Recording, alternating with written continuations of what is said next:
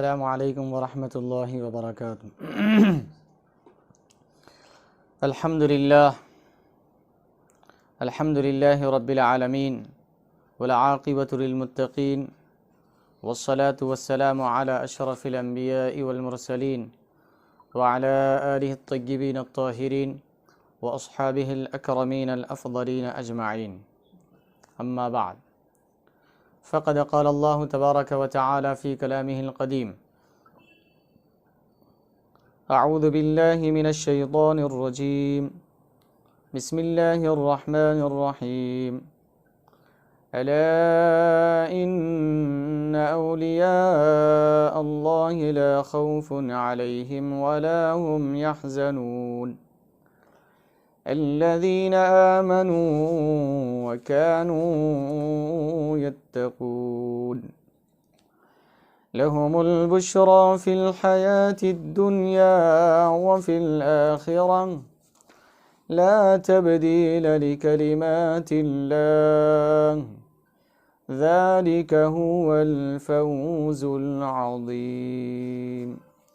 صدق الله مولانا العظيم وبلغنا رسوله النبي الأمين الكريم ونحن على ذلك لمن الشاهدين والشاكرين والحمد لله رب العالمين۔ معزز حاضرین اکرام و سامعین عظام، اللہ تبارک و تعالی نے انسان کو تخلیق فرمایا اور انسانوں میں مراتب اور مدارج قائم فرمائیں۔ کچھ انسان ایسے ہیں جو اللہ کے فرمانبردار ہیں اور کچھ انسان ایسے ہیں جو اللہ کے نافرمان ہیں۔ کچھ اللہ کی وحدانیت کا اقرار کرنے والے ہیں، کچھ اللہ کی وحدانیت کا انکار کرنے والے ہیں۔ انسانوں میں بعض ایسے بھی ہیں جو وجود باری تعالیٰ کے قائل ہیں، اور بعض تو ایسے بھی ہیں جو وجود باری تعالیٰ کے قائل ہی نہیں ہے، اور کچھ رب کے وجود کے تو قائل ہیں لیکن اس کو تجزی مانتے ہیں، اس کے حصے مانتے ہیں، ایک سے زائد مانتے ہیں۔ اور کچھ تو وہ ہے رب کو ایک تو مانتے ہیں لیکن اس کے صفات کا انکار کرتے ہیں۔ اور انسانوں میں کچھ ایسے بھی ہیں جو رب کو بھی مانتے ہیں، رب کے بھیجے ہوئے پیغمبروں کو بھی مانتے ہیں، لیکن صرف اپنے پیغمبر تک محدود ہے، دوسرے پیغمبروں کی رسالت کو نہیں مانتے ہیں۔ انسانوں میں بعض وہ بھی ہے جو اپنے پیغمبر کی نبوت و رسالت کے قائل ہیں، رب کی ربوبیت کے قائل ہیں، لیکن دوسرے پیغمبروں کی نبوت و رسالت کا انکار کرتے ہیں۔ لیکن صد شکر ہے رب ذوالجلال کا، اللہ تبارک و تعالیٰ نے ہمیں ان انسانوں میں سے بنایا ہے جو رب کی ربوبیت کو بھی مانتے ہیں، اس کی الوہیت کو بھی مانتے ہیں، اس کی وحدانیت کو بھی تسلیم کرتے ہیں، اور اس کے تمام پیغمبروں کو بھی مانتے ہیں اور تمام پیغمبروں پر ایمان بھی لاتے ہیں، اور بالخصوص نبی و آخر الزماں حضرت محمد مصطفیٰ صلی اللہ علیہ وسلم کو اپنے رسول اور پیغمبر مانتے ہیں، اور سارے پیغمبروں کو اللہ کے پیغمبر مانتے ہیں، اور نبی آخر الزماں صلی اللہ علیہ وسلم کے بتائے ہوئے تعلیمات پر اور آپ پر اتارے ہوئے قرآن پر ایمان بھی لاتے ہیں اور اس پر عمل بھی کرتے ہیں۔ تو رب ذوالجلال کا شکر ہے کہ اللہ تعالیٰ نے ہمیں ایسے انسانوں میں سے بنایا ہے۔ ایسے انسانوں کو اہل ایمان اور مسلمان کہا جاتا ہے جو اللہ تبارک و تعالیٰ کی وحدانیت اور الوہیت پر ایمان رکھتے ہیں اور رسولوں کی رسالت پر ایمان رکھتے ہیں اور اللہ کی بھیجی ہوئی کتاب پر ایمان لاتے ہیں، نبی آخر الزمان صلی اللہ علیہ وسلم کی امت کو امت مسلمہ مسلمان کے نام سے یاد کیا جاتا ہے۔ اب رہا جو اہل ایمان ہیں، اہل ایمان میں بھی کچھ مدارج ہے، کچھ مراتب ہے، کچھ مقامات ہیں۔ رب ذوالجلال نے اہل ایمان میں بھی مدارج قائم فرمائے، جیسے کہ ارشاد فرمایا والذین اوتوا العلم درجات یرفع اللہ الذین آمنوا منکم والذین اوتوا العلم درجات۔ اللہ تبارک و تعالیٰ بلند فرماتا ہے ان لوگوں کے رتبے اور درجے تم میں جو ایمان لائیں، انسانوں میں سے جو لوگ ایمان لائے ہیں اور جن کو اللہ تعالیٰ نے علم سے سرفراز فرمایا ہے، اللہ تعالیٰ ان کو ان کے درجات کو بلند فرماتا ہے۔ تو عام مسلمانوں میں سے، عام انسانوں میں سے مسلمان جو ایمان لائے ہیں، مومن ہیں، عام انسانوں میں مومنوں کا درجہ بلند ہے، اور مومنوں میں جن کو اللہ تعالیٰ نے صفت علم سے نوازا ہے ان کا درجہ بلند ہے۔ تو ایک انسان ہوئے، انسانوں میں بھی کئی قسمیں ہیں، پھر انسانوں میں وہ ہیں جن کو ایمان کی دولت سے سرفراز کیا گیا ہے۔ عام انسانوں سے ایمان کی دولت والے انسان بلند و بالا درجے والے ہیں۔ پھر جو ایمان میں تو شامل ہیں لیکن انہیں علم نہیں نوازا گیا، ایمان کی صفت تو ہے ان کے پاس، ایمان کی دولت تو ہے لیکن علم کی دولت نہیں ہے، تو رب ذوالجلال فرما رہا ہے جن کے پاس ایمان کی بھی دولت ہے اور علم کی بھی دولت ہے، ان کو اللہ تعالیٰ ایمان والوں پر فضیلت اور فوقیت عطا فرماتا ہے، درجے بلند عطا فرماتا ہے۔ اب رہا علم والے، لا علم اہل ایمان پر فوقیت اور بلند درجہ رکھتے ہیں۔ تو اسی طرح اب علم والوں میں علم کی پھر دو قسمیں ہیں، علوم ظاہریہ، علوم باطنیہ۔ پھر علوم ظاہریہ، علوم ظاہری اور علوم باطنی میں بھی مختلف مدارج اور مقامات اور مراتب ہے۔ تو الغرض حاضرین اکرام، آج کچھ اولیاء کرام کی شان اور عظمت اور رفعت کے بارے میں سماعت فرمائیں گے، اور بالخصوص پیران پیر غوث اعظم دستگیر رضی اللہ تعالیٰ عنہ کے حوالے سے گفتگو کریں گے۔ تو آئیے اب انسانوں کی تقسیم مختلف قسم سے ہم نے سماعت فرمایا ہے، تو جو آیت کریمہ کی تلاوت کا شرف حاصل کیا گیا ہے اس میں اللہ تبارک و تعالی ارشاد فرما رہا ہے الا ان اولیاء اللہ، اے لوگو آگاہ ہو جاؤ، متنبہ ہو جاؤ، غور سے سنو۔ یہ حرف تنبیہ ہے، یعنی انسان کو متوجہ کرنے کے لیے، اپنی طرف راغب کرنے کے لیے عربی میں یہ لفظ استعمال کیا جاتا ہے الا، یعنی انسان غفلت سے باہر آ جائے، توجہ سے، کانسنٹریٹ کے ساتھ سنیں، پورا متوجہ ہو کر سنیں۔ ان اولیاء اللہ، بے شک اللہ کے اولیاء، اللہ کے دوست، لا خوف علیہم ولا هم یحزنون، ان پر کوئی خوف نہیں ہے اور وہ رنجیدہ نہیں ہوتے ہیں۔ اب رہا اولیاء کرام کون ہیں؟ اولیاء کرام کیا ہے؟ پہلے اس کا ترجمہ سماعت فرما لیں گے یہ آیت کریمہ کا، اس کے بعد ہم ولی کس کو کہتے ہیں اس کی قرآن و حدیث سے تشریح وغیرہ کریں گے۔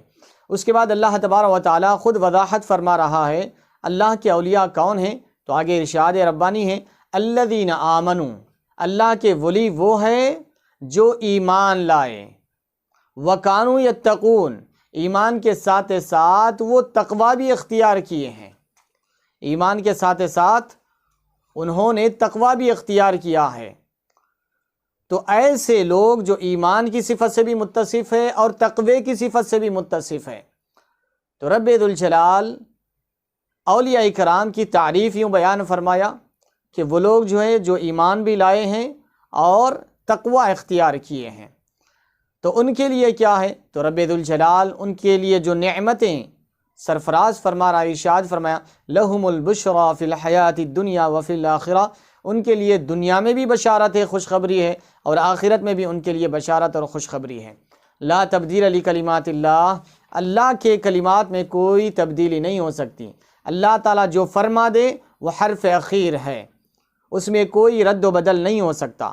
رب ذوالجلال نے فرما دیا اللہ کے ولیوں کو نہ کوئی خوف ہے اور نہ وہ رنجیدہ ہوتے ہیں، تو یقیناً وہ نہ کسی چیز سے خوف کرتے ہیں، نہ کسی چیز سے ڈرتے ہیں، نہ کسی چیز کا، کسی تکلیف کا، کسی مصیبت کا، کسی نقصان کا انہیں کوئی غم ہوتا ہے، کیونکہ ان کا نفع و نقصان کا مالک وہ اللہ تبارک و تعالیٰ کو سمجھتے ہیں، اس لیے وہ نہ تو نفع سے خوش ہوتے ہیں نہ نقصان سے غم زدہ ہوتے ہیں، کیونکہ وہ تو ہر آن ہر گھڑی یہی سمجھتے ہیں کہ ہمارا جو کچھ ہے، مال، دولت، جائیداد، رتبہ، منزل، مرتبہ، سب کچھ یہ اللہ تبارک و تعالیٰ کا عطا کردہ ہے، حتیٰ کہ ہماری اپنی جان بھی اللہ تعالیٰ کی عطا کردہ ہے، اس لیے وہ کسی چیز پر نہ تو خوف کرتے ہیں اور نہ کسی چیز پر غم زدہ ہوتے ہیں۔ لا تبدیل لکلمات اللہ، اللہ کے کلمات میں کوئی تبدیلی نہیں ہوگی، اللہ کے کلمات میں کوئی تبدیلی نہیں ہوگی۔ ذالک هو الفوز العظیم، یہی سب سے بڑی کامیابی ہے، یہی سب سے بڑی کامیابی ہے۔ تو اب رہا حاضرین اکرام، یہ آیت کریمہ کا ہم نے ابھی ترجمہ سماعت فرمایا، اب رہا اس میں بہت ہی تفصیلی گفتگو ہے، کیونکہ یہاں پر اللہ تبارک و تعالیٰ اپنے عظیم الشان، اپنے محبوب اور مقربان بارگاہ الہی اور محبوب و مقرب بندوں کا تذکرہ فرما رہا ہے، اور اپنے چہیتے بندوں کا تذکرہ فرما رہا ہے، تو اس لیے یہاں پر مفسرین اکرام نے بڑی شرح و بسط کے ساتھ تفسیریں لکھی ہے۔ اولیاء اکرام کی شان اور عظمت میں اس آیت کریمہ کے نزول کا جو مقصد ہے اس کو واضح کیا، اس کو تفصیل سے لکھا، اور احادیث مبارکہ اس کے ضمن میں شامل فرمایا۔ تو آئیے اس آیت کریمہ کی جو تحقیق مفسرین اکرام نے فرمائی ہے، اس مفسرین کی تفسیروں کی روشنی میں ملاحظہ فرماتے ہیں۔ تو آئیے یہاں پر دو نمونے ہمارے سامنے ہیں، ایک ہے ضیاء القرآن اور ایک ہے تفسیر مظہری، علامہ قاضی ثناء اللہ پانی پتی رحمۃ اللہ علیہ، اور یہ ضیاء القرآن جو ہے علامہ کرم شاہ اظہری علیہ الرحمہ کی ہے۔ تو یہ دو تفسیروں کے حوالے سے ہم گفتگو کریں گے، یہ دو تفسیروں کے حوالے سے ہم نے آج کے عنوان کو شامل کیا ہے، اور آج کا عنوان انہی تفسیروں سے اخذ کیا ہے۔ تو آئیے اب آغاز کرتے ہیں۔ الا ان اولیاء اللہ، بے شک اللہ کے ولیوں کو نہ کوئی خوف ہے اور نہ وہ رنجیدہ ہوتے ہیں۔ اولیاء یہ ولیون کی جمع ہے، الولیو کے معنی آتے ہیں قرب، نزدیکی، نزدیک ہونا، کسی سے قریب ہونا، قریب سے قریب تر ہونا، اور اسی سے یہ ولیون بنا ہے، اسی سے یہ ولیون بنا ہے۔ جیسے کہ فرماتے ہیں کہ ولیون اسی سے مشتق ہے، اس کے معنی ہے قریب، محب، صدیق اور مددگار، یہ سارے اس کے معنی آتے ہیں۔ اور قاموس میں ولی کے معنی ہیں القرب والدنو، یعنی قریب اور نزدیکی، قریبی اور نزدیکی کے معنی ہیں۔ الولی اسم منہ بمعنی القریبی والمحبی والصدیقی والنصیری۔ اور ما فرما رہے ہیں ولی کے معنی اسی سے مشتق ہے، اسی سے لیے گئے ہیں، بمعنی القریبی، قریب کے معنی، ولی کے معنی قریب، والمحب اور چاہنے والا، والصدیق اور دوست کے معنی بھی آتے ہیں ولی کے، والنصیر اور ولی کے معنی مددگار کے بھی آتے ہیں۔ اب رہا قریب، نزدیک ہونا، قریب ہونا، تو رب ذوالجلال سے قربت حاصل ہونا یہ ولی کو ہوتی ہے۔ ایک رب کی قربت کا حاصل ہونا دو طرح کا ہے۔ ایک تو جو ہر شے سے اللہ تبارک و تعالیٰ کی قربت ہے، وہ تو ہر شے کو حاصل ہے، ہر انسان کو حاصل ہے، جیسے کہ ارشاد باری تعالیٰ ہے وَنَحْنُ أَقْرَبُ إِلَيْهِ مِنْ حَبْلِ الْوَرِيدِ، ہم ان کی رگ جان سے بھی قریب ہے۔ یہاں پر اللہ تعالیٰ ہر انسان کے بارے میں فرما رہا ہے، یہ مسلمان ہی نہیں، اولیاء اکرام ہی نہیں، بلکہ ولی ہو، مسلمان ہو یا غیر مسلم ہو، کافر ہو، یہودی ہو، مشرک ہو، نصرانی ہو، ہر ایک انسان کی رگ جان سے بھی اللہ تعالیٰ قریب ہے۔ یہ اور بات ہے کہ وہ انسان اس کے رب ذوالجلال کے قرب کو جانتا اور پہچانتا نہیں ہے۔ تو الغرض ہر انسان کے ساتھ رب ذوالجلال اس سے قریب ہے، اس کے رگ جان سے بھی قریب ہے۔ انسان ہی نہیں بلکہ کائنات کے ہر ذرے سے اللہ تبارک و تعالی قریب ہے، جیسے کہ کائنات کا ذرہ ذرہ وَإِن مِّن شَيْءٍ إِلَّا يُسَبِّحُ بِحَمْدِهِ وَلَٰكِن لَّا تَفْقَهُونَ تَسْبِيحَهُمْ، کائنات کی ہر شے اللہ کی پاکی بیان کرتی ہے، لیکن ان کی پاکی کو تم سمجھ نہیں سکتے۔ تو کائنات کے ذرے ذرے سے اللہ تبارک و تعالیٰ کا قرب ہے۔ اگر اللہ تعالیٰ کا قرب نہ ہو تو پھر کوئی چیز کا وجود ہی باقی نہ رہو۔ اللہ تعالیٰ کا قرب ہے، اسی لیے ہم زندہ ہیں، اللہ کے قرب کی وجہ سے ہی یہ کائنات چل رہی ہے، ورنہ اگر اللہ کا قرب حاصل نہ ہو تو پھر یہ کائنات چل نہ سکے، یہ نظام دنیا ختم ہو جائے۔ ایک قرب وہ ہے جو ہر انسان کو بلکہ کائنات کے ذرے ذرے کو حاصل ہے، اللہ تبارک و تعالیٰ کا قرب، اور ایک دوسرا قرب ہے، وہ ہے قرب محبت۔ قرب محبت، یہ قرب صرف اولیاء اکرام کو نصیب ہوتا ہے، جو اللہ کے محبوب اور مقرب بندے ہوتے ہیں ان کو یہ اللہ تعالیٰ کا قرب نصیب ہوتا ہے۔ پھر اس میں پہلی شرط جو ہے وہ ایمان ہے۔ ایمان کے بعد جو انسان تقوی اختیار کرتا ہے اور عبادت و ریاضت کی کثرت کرتا ہے تو اللہ تبارک و تعالیٰ اس کو چاہنے لگ جاتا ہے، اس سے محبت کرنے لگ جاتا ہے۔ اب اس کے ہمت کے مطابق اور اس کی عبادت و ریاضت کے مطابق ہر انسان اپنے اپنے درجے میں ترقی کرتا ہے۔ جس کی جتنی ہمت ہوگی، جس کی جتنی عبادت و ریاضت ہوگی، وہ اتنا ہی اپنے ولایت کے درجے میں، اللہ تبارک و تعالیٰ کی محبت کے درجے میں بلندی پاتے جائے گا۔ جس کو بخاری شریف میں حضور پاک صلی اللہ علیہ وسلم نے حدیث قدسی کے حوالے سے یوں ارشاد فرمایا: لا يزال العبد يتقرب إلي بالنوافل حتى أحببته فإذا أحببته فكنت سمعه الذي يسمع به وبصره الذي يبصر به ويده التي يبطش بها ورجله التي يمشي بها ولسانه الذي يتكلم بها ولئن سألني لأعطينه ولئن استعاذني فأعيذنه يكره الموت وأنا أكره مساءته۔ بخاری شریف میں یہ حدیث مبارک موجود ہے۔ حضور پاک صلی اللہ علیہ وسلم نے ارشاد فرمایا کہ رب ذوالجلال ارشاد فرماتا ہے کہ بندہ نوافل کی کثرت کرتا ہے، جو کچھ اللہ تعالیٰ نے اس پر فرائض مقرر کیے ہیں، فرض عبادات کرنے کے ساتھ ساتھ زائد اور اضافہ ایکسٹرا نوافل کی بھی کثرت کرتا ہے۔ فرض کو ترک کرتے ہوئے نفل نہیں پڑھتا، بلکہ فرض پڑھنے کے باوجود نوافل کی کثرت کرتا ہے۔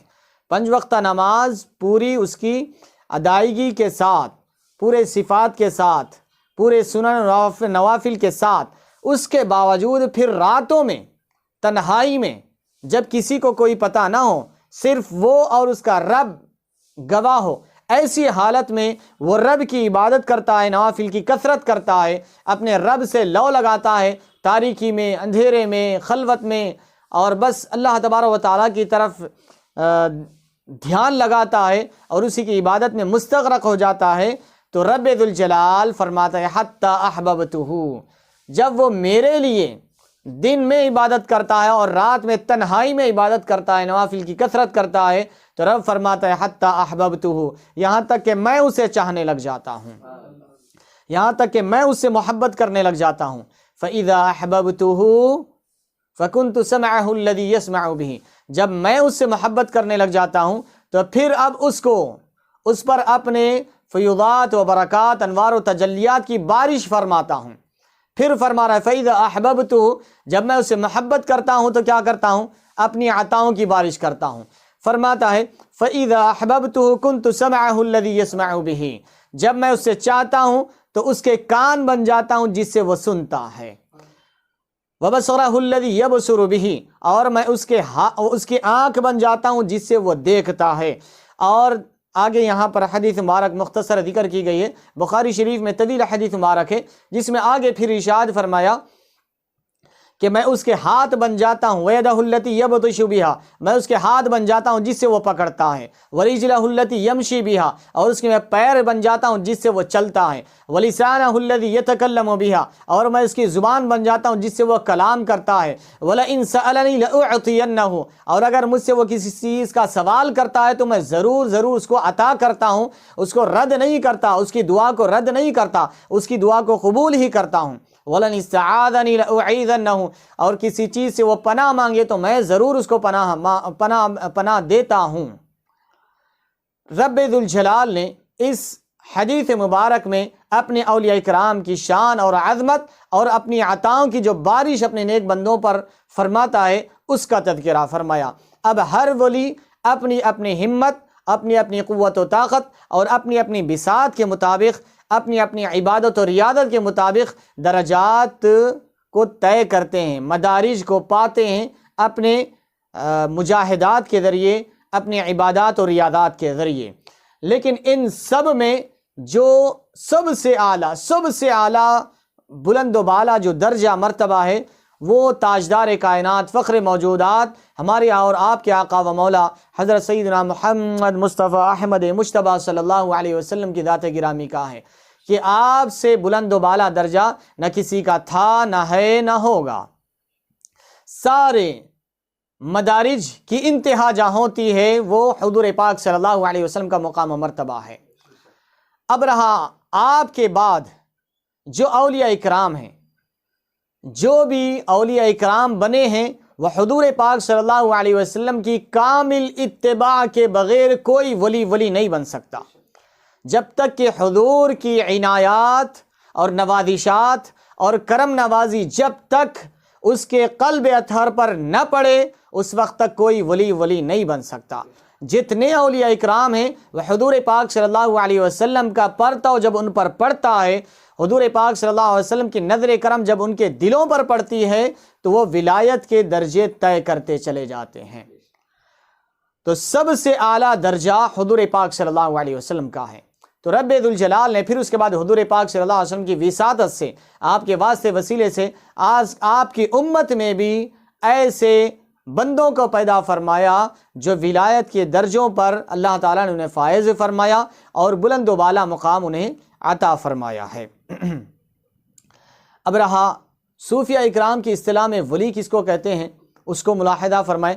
صوفیہ اکرام کی اصطلاح میں ولی کسے کہتے ہیں اس کے ملاحظہ فرمائیں۔ اس سے قبل ایک چیز یہ عرض کر دوں جو ابھی حدیث مبارک ہم نے سماعت فرمایا تھا کہ جب بندہ نوافل کی کثرت کرتا ہے تو میں اس سے محبت کرتا ہوں، اور جب میں محبت کرنے لگ جاتا ہوں تو پھر اس کے ہاتھ بن جاتا ہوں، اس کے پیر بن جاتا ہوں، اس کے آنکھ اور کان بن جاتا ہوں۔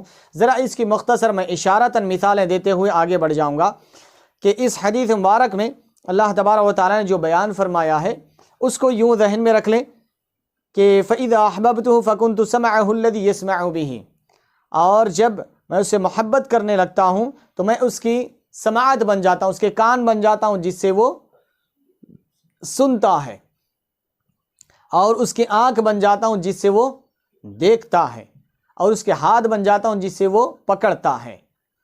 اس کے کچھ اشارے نوٹ کر کے آگے بڑھ جائیں گے ہم، جیسے کہ ہاتھ کی مثال لے لیں۔ رب ذوالجلال فرمائے جب بندہ نوافل کی کثرت کرتا ہے، جب مقام محبوبیت پر آ جاتا ہے، جب رب اس سے محبت کرنے لگ جاتا ہے، رب جب اس کو اپنا محبوب بنا لیتا ہے، مقرب بنا لیتا ہے، جب ولی بنا لیتا ہے اپنا، تو پھر رب ذوالجلال اس کے ہاتھ بن جاتا ہے جس سے وہ پکڑتا ہے۔ اس مثال کو مولائے کائنات علی مرتضیٰ رضی اللہ تعالیٰ عنہ کی حیات طیبہ میں دیکھے۔ مولائے کائنات نے خیبر کا دروازہ ایک ہاتھ سے اکھاڑ کر پھینک دیا۔ جب آپ سے پوچھا گیا جنگ کے بعد جب وہ 40 تاریخ الخلفاء میں ایک روایت کے مطابق 40 صحابہ اکرام نے اس دروازے کو اٹھانا چاہا تو نہیں اٹھا سکے، اور ایک روایت میں 80 صحابہ اکرام وہ دروازے کو پکڑ کر اٹھانا چاہے تو نہیں اٹھا سکے۔ تو الغرض اس کے بعد صحابہ اکرام حیرت میں آ کر پوچھے اے علی تم نے یہ ایک ہاتھ سے دروازہ کیسے اکھاڑ کر پھینک دیا ہے، جبکہ ہم اتنے سارے لوگ اٹھانا چاہ رہے تو وہ دروازہ نہیں اٹھ رہا ہے؟ تو مولا کائنات نے ایک ہی جملہ فرمایا کہ لوگوں ہاتھ میرا تھا لیکن قوت و طاقت کسی اور کی تھی۔ تو گویا کہ یہ حدیث مبارک ہے کہ جس کا جس کی مطابقت مولا کائنات کی زندگی میں ہو رہی ہے۔ رب فرماتا ہے جب کسی کو میں اپنا محبوب بنا لیتا ہوں تو میں اس کے ہاتھ بن جاتا ہوں جس سے وہ پکڑتا ہے۔ ہاتھ تو میرے بندے کے ہوتے ہیں لیکن قوت و طاقت میری ہوتی ہے۔ تو اس طریقے کے ہر ایک کی مثال عمر فاروق رضی اللہ عنہ منبر پر تشریف فرما ہے اور نہاون مقام پر سینکڑوں کلومیٹر دور صحابہ اکرام جنگ میں مصروف ہے، وہاں پر منبر پر فرما رہے یا ساریہ الجبل یا ساریہ الجبل، سینکڑوں کلومیٹر دور دیکھ رہے ہیں اور فرما رہے اے ساریہ پہاڑ کی طرف پلٹو، اے ساریہ پہاڑ کی طرف پلٹو۔ ہے یہاں آنکھ عمر فاروق کی ہے لیکن اس کی بینائی، اس کی دیکھنے کی طاقت رب ذوالجلال کی ہے۔ تو الغرض یہ ہر ایک جملے کو آپ دیکھتے جائیں تو یہ نمونے احادیث کریمہ میں، صحابہ اکرام کی زندگی میں اور اولیاء اکرام کی زندگیوں میں اس کے نمونے آپ کو ملتے چلے جائیں گے۔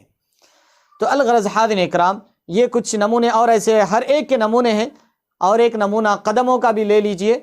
حضرت امام جلال الدین سیوطی رحمۃ اللہ علیہ وہ ایک دفعہ اپنے گھر سے نکلے، باہر تشریف لے جا رہے تھے کہ خادم آ گیا اور آپ نے خادم سے پوچھا کیا چلو گے حرم میں نماز پڑھنے کے لیے؟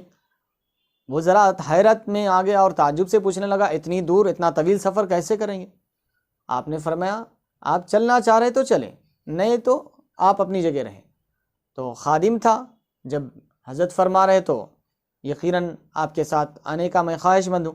الغرض اس نے ہاں میں بھر لی۔ اس کے بعد آپ نے فرمایا اپنی آنکھیں بند کر لو، آنکھیں بند کر لو، آنکھیں بند کر لی۔ اس کے بعد فرماتے ہیں صرف ایک 10-15 قدم کچھ چلے تھے، اس کے بعد امام جلال الدین سیوطی رحمۃ اللہ علیہ نے فرمایا آنکھیں کھول دو۔ جب آنکھیں کھولی تو صحن کعبہ میں موجود ہے۔ یہی حدیث مبارک ہے وَرِجْلَهُ الَّتِي يَمْشِي بِهَا وَرِجْلَهُ الَّتِي يَمْشِي بِهَا، میں بندے کے پیر بن جاتا ہوں جس سے وہ چلتا ہے۔ قدم تو اس کے ہوتے ہیں، مسافت طے کرانا اللہ کا ہوتا ہے۔ تو الغرض ہر جملے پر اولیاء اکرام سے اللہ تبارک و تعالیٰ نے ایسے کام سرزد فرمائے ہیں۔ اور ایک مسلم شریف کی حدیث مبارک بھی ہے، حضور نے ارشاد فرمایا رب اشعث اغبر مدفوع بالابواب لو اقسم علی اللہ لابرہ، ایسے بہت سارے لوگ ہیں جو غبار آلود ہے، جن کے چہروں پر غبار پڑی ہوئی ہے، جن کے بال بکھرے ہوئے ہیں، لیکن وہ جب کسی کے گھر پر جاتے ہیں اللہ کی خاطر، اللہ کی اپنی بھوک وغیرہ کے لیے سوال کرنے کے لیے جاتے ہیں تو وہ لوگوں کو دھتکار دیا جاتا ہے، وہ لوگوں کو دروازوں سے بھگا دیا جاتا ہے۔ تو حضور فرماتے ہیں لو اقسم علی اللہ لابرہ، یہ ایسے منگنے والے بندے نہیں ہوتے، ان کے پاس اللہ نے اتنا کچھ رکھا ہے، اگر یہ کسی بات پر قسم کھا لے تو اللہ تعالیٰ ان کی قسم پوری کرتا ہے، اللہ تعالیٰ ان کی قسم پوری کرتا ہے۔ یہ جو ان کی زبان سے نکلے وہ ہو جاتا ہے، ان کی زبان سے جو نکلے وہ ہو جاتا ہے۔ ایسے اولیاء اکرام کی بہت ساری کرامات ہم نے سنی ہیں اور پڑھی ہیں اور دیکھی ہیں۔ تو الغرض حاضرین اکرام یہ کچھ حدیث مبارک کی مطابقت کے لیے کچھ چیزیں عرض کر دیا۔ صوفیہ اکرام کے پاس ولی کس کو کہتے ہیں اس کو بھی ملاحظہ فرما لیں۔ یہاں پر سے ہم انشاءاللہ تعالی پیران پیر کے تذکرے کو شامل کریں گے۔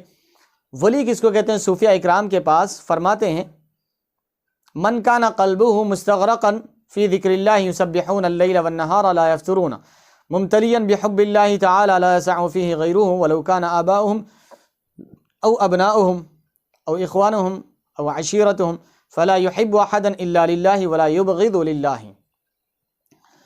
صوفیہ اکرام کی تعریف، صوفیہ اکرام کی اصطلاح میں ولی کی تعریف کرتے ہوئے لکھتے ہیں من کان قلبہ مستغرقا فی ذکر اللہ، ولی وہ ہے کہ جس کا دل اللہ کے ذکر میں ڈوبا ہوا ہو، اللہ کے ذکر میں جس کا دل ڈوبا ہوا ہو اس کو ولی کہتے ہیں۔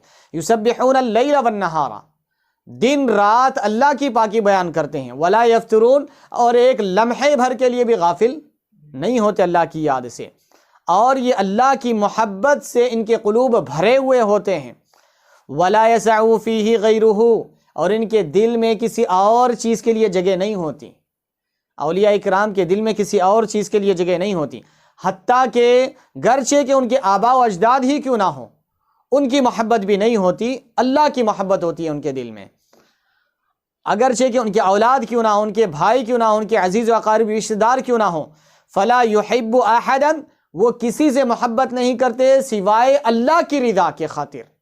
کسی سے محبت کرتے ہیں تو اللہ کی رضا کی خاطر محبت کرتے ہیں. وہ رشتہ داری یا مال و دولت کے ناطے کسی سے محبت نہیں کرتے, اللہ کی رضا کی خاطر محبت کرتے ہیں. ولا یبغض الا للہ, اور وہ کسی سے دشمنی عداوت نہیں کرتے مگر اللہ کی رضا کے خاطر. تو یہاں پر اولیاء اکرام, صوفیاء اکرام نے اولیاء اکرام کی جو تعریف کی ہے کہ وہ دل, ان کا دل ہمیشہ اللہ کی یاد میں مستغرق رہتا ہے, دنیا کی یاد سے بالکل بے پرواہ رہتا ہے, دنیا کی یاد سے بالکل غافل رہتا ہے, دنیا کی یاد سے بالکل خالی رہتا ہے, اللہ کی یاد سے معمور رہتا ہے, اللہ کی یاد میں وہ مستغرق رہتا ہے. تو آئیے پیران پیر کی زندگی میں اس کی ایک مثال لے لیتے ہیں. ایک تفسیر علامہ قاضی ثناء اللہ پانی پتی رحمۃ اللہ علیہ نے سورہ بقرہ کی ابتدائی آیت ھدی للمتقین میں ایک تفسیر کی, اس تفسیر کو یہاں پر لے کر پیران پیر کے واقعے کو آج شامل کریں گے. قاضی ثناء اللہ پانی پتی رحمۃ اللہ علیہ ھدی للمتقین کی تفسیر فرماتے ہوئے لکھتے ہیں کہ تقوی متقین, یہ کتاب ہدایت دینے والی ہے متقین کے لیے. الغرض وہ گفتگو میں نہیں جائیں گے, پھر دوسروں کے لیے کافروں کے لیے ہدایت نہیں ہے کیا, اس کا بھی جواب دیا علماء اکرام نے, کیونکہ متقی پرہیزگار لوگ اس سے زیادہ نصیحت حاصل کرتے ہیں, اس لیے متقین کو غلبہ دیتے ہوئے یہاں پر متقین کا تذکرہ کیا گیا ہے. دوسرے لوگ اس سے کم نصیحت کا حاصل کرتے ہیں, اس لیے ان کا ذکر یہاں پر نہیں ہوا ہے. الغرض تقوی کی 3 قسمیں قاضی ثناء اللہ پانی پتی رحمۃ اللہ علیہ نے بیان فرمائی ہیں. تو آئیے پہلا تقوی کی پہلی قسم قاضی ثناء اللہ پانی پتی رحمۃ اللہ علیہ فرماتے ہیں کہ پہلی قسم یہ ہے کہ کفر و شرک سے بچایا جائے, کفر و شرک سے بچا جائے. یعنی تقوی سب سے پہلی قسم, کفر و شرک سے بچنا, یہ تقوی ہے. تقوی کے معنی بچنا, ڈرنا, خوف کرنا, بچنے کے معنی بھی آتے ہیں. تو کفر و شرک سے بچنا یہ تقوی ہے. ایک قسم ہو گئی تقوی کی. یہ تقوی عوام کا ہے, یہ تقوی عوام کا ہے. عوام کفر و شرک سے بچے, یہ تقوی, یہ متقین کی فہرست میں آ گئے لوگ. پھر اس کے بعد خواص کا تقوی. خواص کا تقوی کیا ہے؟ خواص کا تقوی یہ ہے کہ وہ اوامر و نواہی کی پابندی کرے, نواہی سے, منہیات سے اپنے آپ کو بچائے, مشتبہات سے اپنے آپ کو بچائے. یعنی اللہ تعالیٰ نے جن جن چیزوں سے منع کیا ہے, جن جن چیزوں سے روکا ہے, اس سے اپنے آپ کو بچائے, ان چیزوں سے رکے رہیں. اور مشتبہ چیزوں سے بھی اپنے دامن کو پاک رکھے, اور مشتبہ چیزوں سے بھی اپنے آپ کو دور رکھے. یہ خاص کا تقوی ہے. وہ عوام کا تقوی ہے, یہ خواص کا تقوی ہے. یہ 2 ہو گئے تقوی کی قسمیں. پھر اس کے بعد قاضی ثناء اللہ پانی پتی رحمۃ اللہ علیہ فرماتے ہیں پھر اخص الخواص. اخص الخواص کا تقوی کیا ہے؟ اخص الخواص کا تقوی یہ ہے کہ وہ اپنے دل کو اللہ کی محبت سے بھر لے, اور اپنے دل میں اللہ کی محبت کے سوا غیر اللہ کی محبت نہ آئے. ان کے دلوں میں صرف اللہ ہی اللہ بسا ہوا رہے, دنیا کی کوئی چیز ان کے دل میں نہ آئے. ہر آن, ہر گھڑی, ہر لمحہ, ہر وقت ان کے دل میں اللہ کی یاد ہوتی رہے. یہ اخص الخواص کا تقوی ہے. ذرا یہ تو ہم نے یہ تعریفات کے طور پر سن لیا, ذرا پریکٹیکلی طور پر پیران پیر کی زندگی میں اس کو سمجھنے کی کوشش کریں گے. تو ایک عوام کا تقوی ہے, وہ کفر و شرک سے بچنا ہے, اور ایک خواص کا تقوی ہے, وہ گناہوں سے بچنا ہے. اور اخص الخواص کا تقوی یہ ہے کہ اپنے دل کو بالکل حب دنیا سے خالی رکھے, اور اللہ کی محبت سے اپنے دل کو بھر کر رکھے. دل میں اللہ کی محبت کے سوا کوئی اور چیز ہرگز نہ آئے. ابھی ہم نے صوفیہ اکرام نے جو تعریف کی ہے اس کو ملاحظہ فرمایا کہ جس کا دل اللہ کے ذکر میں مستغرق رہے, دن رات, ایک لمحے کے لیے بھی خالی نہ ہو. یہ بطور خاص ہے کہ ایک لمحے کے لیے بھی اللہ کی ذکر و فکر سے وہ دل خالی نہ ہو. تو پیران پیر کی بارگاہ میں ایک دفعہ آپ درس و تدریس میں مشغول تھے, اور خادم نے آ کر یہ خبر سنائی کہ آپ کا تجارت کا سامان سے لدا ہوا جو جہاز, جو کشتی آ رہی تھی, وہ حادثے کا شکار ہو گئی اور سمندر میں غرق ہو گئی ہے۔ اللہ اکبر۔ یہ آپ کو خبر دی گئی، آپ اپنی دل کی طرف متوجہ ہوئے، اس کے بعد فرمایا الحمدللہ، الحمدللہ فرمایا۔ پھر اس کے بعد کچھ وقت بیتا، جو کچھ ایام گزرے، پھر اس کے بعد وہی درس و تدریس، ارشاد و موعظت کی محفل تھی، وہاں پر آپ درس و تدریس ارشاد فرما رہے تھے۔ پھر خادم نے آ کر خوشی خوشی یہ خبر سنائی کہ جو جہاز کے سامان سے لدے ہوئے جہاز کے ڈوبنے کی خبر تھی، وہ کسی اور کا جہاز تھا، ہمارا آپ کا جو تجارتی سامان سے لدا ہوا جہاز ہے وہ صحیح و سلامت ساحل تک پہنچ گیا ہے، محفوظ و مامون ساحل تک پہنچ گیا ہے اور وہ تجارتی سامان آ رہا ہے۔ آپ نے اپنے قلب مبارک کی طرف توجہ فرمائی، پھر اس کے بعد سر اٹھایا، فرمایا الحمدللہ۔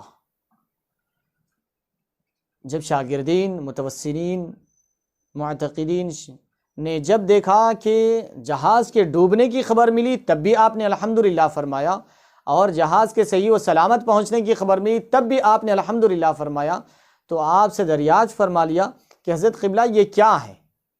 آپ نے ڈوبنے کی خبر سنی تھی بھی الحمدللہ فرمایا، اور صحیح و سلامت پہنچنے کی خبر سنی تھی بھی الحمدللہ فرمایا، ماجرا کیا ہے؟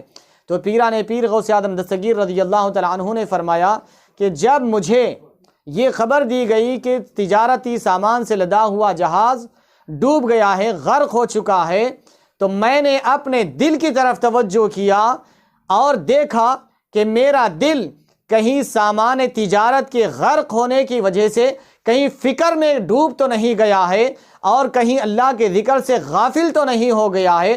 میں نے اپنی دل کی طرف توجہ کیا تو میں نے اپنے دل کو پایا کہ وہ اللہ کی یاد میں بدستور مشغول و مصروف اور محو مگن ہے۔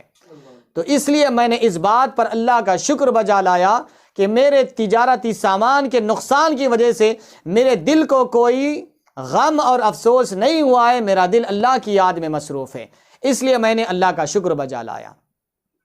پھر پوچھا گیا کہ جب سلامتی کے ساتھ لوٹنے کی خبر ملی تو پھر آپ نے الحمدللہ فرمایا، پھر اس کی کیا وجہ ہے؟